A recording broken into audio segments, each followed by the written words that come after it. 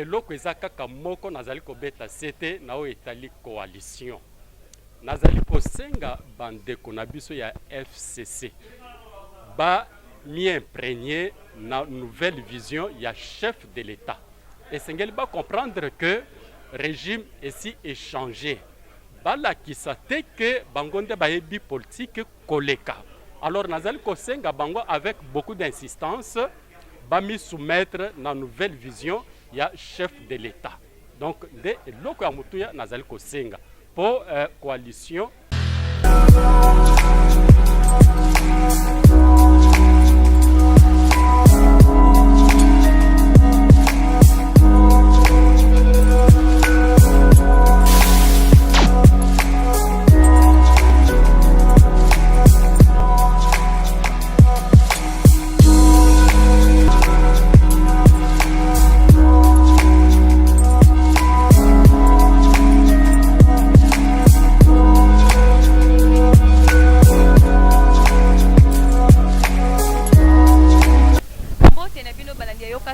de l'UDPS kaka ndenge tomesana kopesela bino bason mukomolelo toza na kati ya kobaluka kaka tokamuflaka partout mpona kopesela biso kaka bino kaka masolo na cadre kaka ya mboka lelo nasanga moko te nasana moko ya bana mboka yende akofungolela biso son na masolo etali maya mboka mbote mona mbote madame mwana mboka se présenter kombo nani kombo na ngai Nata Munenge naza chargé ya communication ya Selile Rompo Regini IDPS Tshisekedi.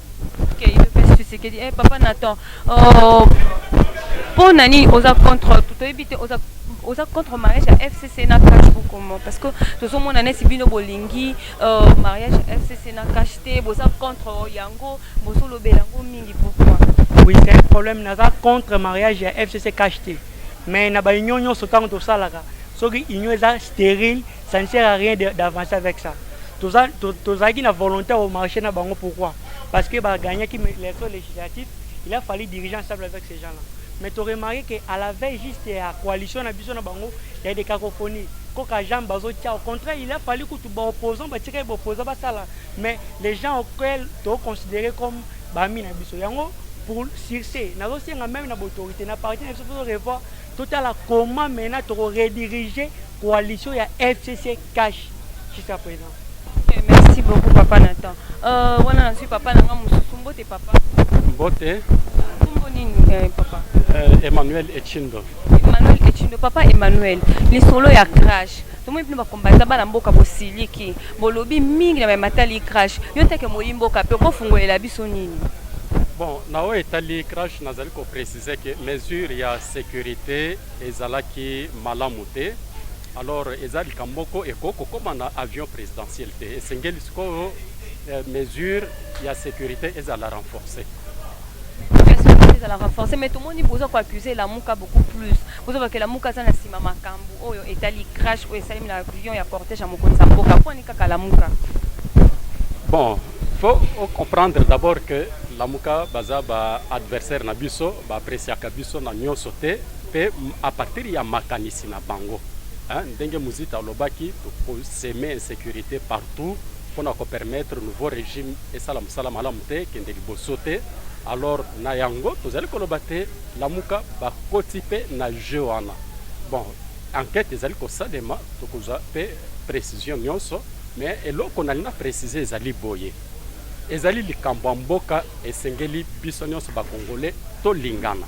Soki la muka ezala groupe mususu bazali toujours attaché na opposition moko ya bassesse balingi ko assimiler idéologie ya sika ya chef de l'État balingi ko comprendre aspiration ya sika ya ba congolais te na niveau nanga nazali ko regretter mingi esengeli batu ya lamuka ba membre ya FCC biso nyonso bana mboka to comprendre que biso nyonso il faut tozala bon moko to aspirer na développement ya mboka to contribuer chacun à son niveau dans son coin pour le développement et pour le bien-être ya bana mboka. Est-ce que vous contre mariage à FCC na cash ou comment? Bon, ezali coalition tozali contre coalition te. mais eloko eza kaka moko nazali kobeta sete nao etali coalition. Nazali kosenga bandeko na biso ya FCC ba mi imprégné na nouvelle vision ya chef de l'État. Et sengeli ba comprendre que régime ici est changé. Bala qui te que bangonde bayebi politique koleka. Alors nazali kosenga bango avec beaucoup d'insistance ba mi soumettre na nouvelle vision ya chef de l'État. Donc de loko ya mutuya nazali kosenga pour coalition donc régner ezala malamu. Ce qui est commis a été divergence ezali. Là nous allons prendre des dispositions. Merci beaucoup papa.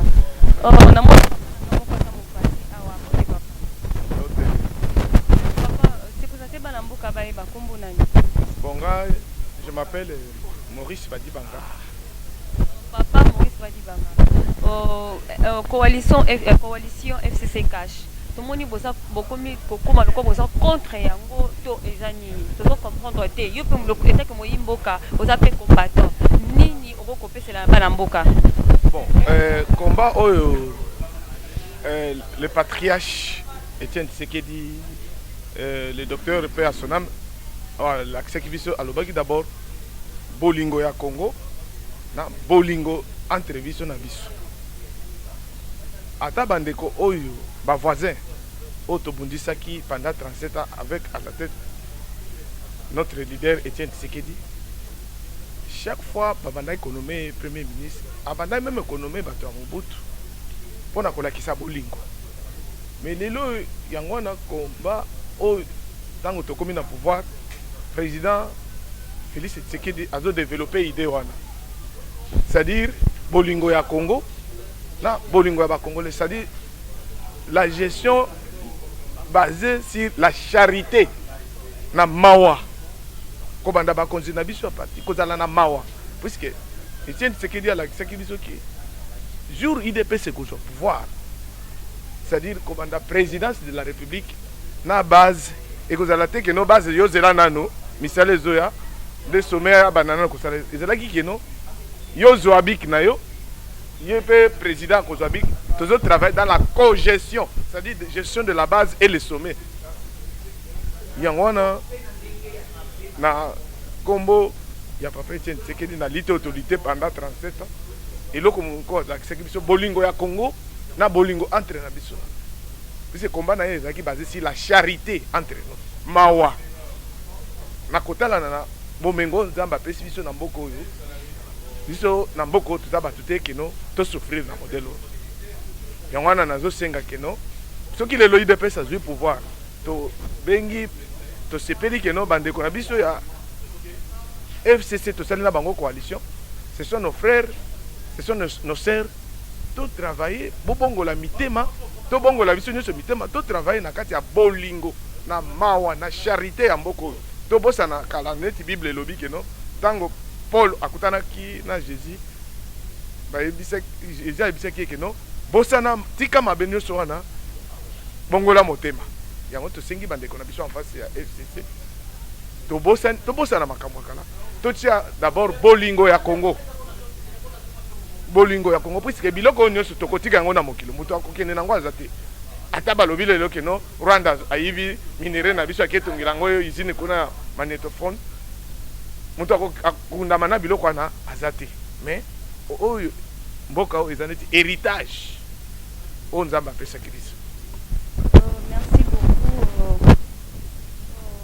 Moni papa na biso aza awa papa nini kokoloba pour na coalition cash FCC Cash, tout le monde bino à la réunion d'abord il y a UDPS ba combattant bo sangani lelo la réunion la bino ya lelo bolobeli maimatali makambo ebele pona yo coalition FCC Cash boza contre ya moto bolingi continuer ka.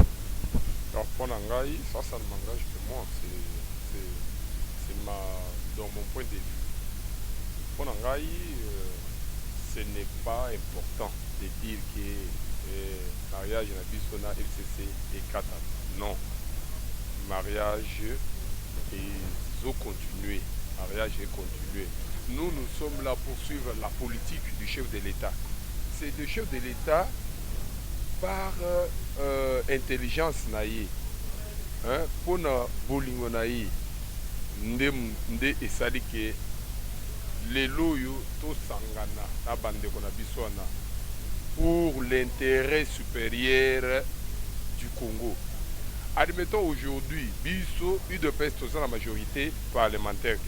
Ceux qui mariage wana et katani. Nous aurons combien de représentants au gouvernement, combien de membres qui vont nous représenter au gouvernement. C'est 6 selon le quota, ceux qui totalisent bien, ceux qui font les calculs. Parce que le calcul, nous aurons 6 ministres. Mais c'est par accord autre na bande on a biso ya FCC. Yango wana nde esali ke lelo yo cash tozala na 23 ministres. Ndenge tokaboli ndenge wana. Alors, pour Nangaï, il est ceux qui disent que non, nous devons rompre, nous devons nous séparer avec les FCC. Non, ils se trompent, ils doivent raisonner bien, ils doivent raisonner 1000 fois avant de prendre une telle décision. Mariage avec les FCC, ce n'est pas une mauvaise chose, c'est une bonne chose, c'est pour l'intérêt supérieur des Congolais. Parce que ceux qui tolingi, nous l'UDPS, nous nous sommes retrouvés devant la coalition et la coalition, ce qu'on appelle quoi, il y a la coalition et puis donc nous ce que nous avons fait, c'est de collaborer avec les FCC. Nous ne sommes pas en coalition et nous ne sommes pas en cohabitation, mais nous sommes en coalition. Oui, voilà, l'idée m'est venue en tête. Nous sommes retrouvés devant la coalition et la cohabitation. Alors, que faire? Si nous avons préféré d'aller en cohabitation, nous n'allons pas diriger, c'est l'FCC qui aura la grande part des ministres. C'est ça la cohabitation. Mais la coalition, maintenant, nous réunissons ensemble et nos frères du FCC et nous dirigeons maintenant ensemble. C'est ça pour l'intérêt supérieur des peuples congolais. C'est ce que moi je peux dire à ce qui concerne le mariage FCC Cash. À moins que si vous avez encore une autre question. Là c'était Yoka Santili de l'UDPS. Nous disons merci à tous nos partenaires. Nous disons merci à tous nos diaspora. Merci mingi to camouflaka partout kaka pona opesa bino basango pona kopesa bino ba information bozala toujours à la page wana kaka pona bino et je dis merci à toute l'équipe technique ya Yoka Son TV de l'UDPS et je vous dis merci beaucoup et bye bye.